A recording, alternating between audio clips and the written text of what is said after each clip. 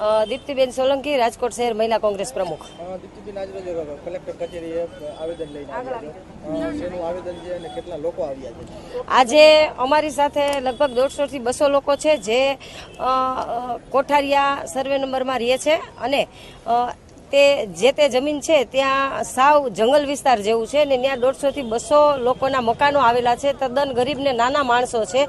તો કલેક્ટરે મામલતદાર મારફત આ લોકોને 10 જ દિવસમાં મકાનો ખાલી કરવાની નોટિસ આપી છે. આપ જાણો છો કે માથે ચોમાસું છે, નાના નાના બાળકો છે, આ લોકો સાવ કાચા મકાનમાં નથી, ત્યાં લાઇટ પાણીની સગવડ એવા એરિયામાં રહે છે અને આ લોકોને માથે ચોમાસું, નાના બાળકો છે ઘરે ને અત્યારે તાત્કાલિક સરકારે આ તોડી પાડવાની નોટિસ આપીને ખાલી કરવા માટેની અલ્ટિમેટમ આપી દીધેલું છે.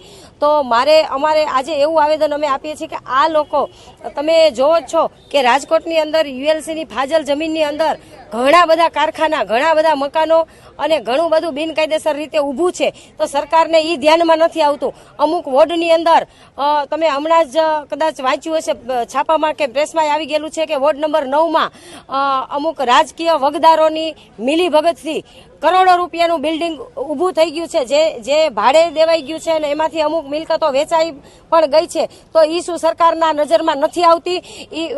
અમારી એવી આજે માંગણી છે કે આ ગરીબ લોકોના આશરા તોડવામાં ન આવે અને જો તોડવા જ હોય તો પેલા આ જે રાજકોટની અંદર તમામ જગ્યાએ બિનકાયદેસર રીતે ને કોઈ રાજકીય વગદારોની ભલામણથી જે મકાનો અને કારખાનાઓ, ઇન્ડસ્ટ્રીયલ ઝોન ઊભા છે એ પેલા પાડી દેવામાં આવે, પછી આ ગરીબ લોકોના ઘર પાડવામાં આવે. ખાસ કરીને રાજકોટમાં ઘણી બધી જગ્યાએ આવી રીતના નોટિસો ફટકારે, જેમ કે આનંદનગર કોલોનીમાં આપ્યું છે, પછી હાઉસિંગ બોર્ડમાં આપ્યું છે, એને લઈને શું કહેશો? આનંદ ચોમાસું માથે છે તો નાના માણસો કેવી રીતના પોતાનું સગવડ કરશે? હાલે અત્યારે ચોમાસું માથે છે અને જે એ લોકોને જેને નોટિસ આપી છે એ તદ્દન નાના માણસો, મજૂરિયા માણસો છે અને એવા લોકોને નોટિસ આપી છે. ત્યારે હું ચોક્કસ કહીશ કે સરકાર આ સંવેદનહીન સરકાર છે.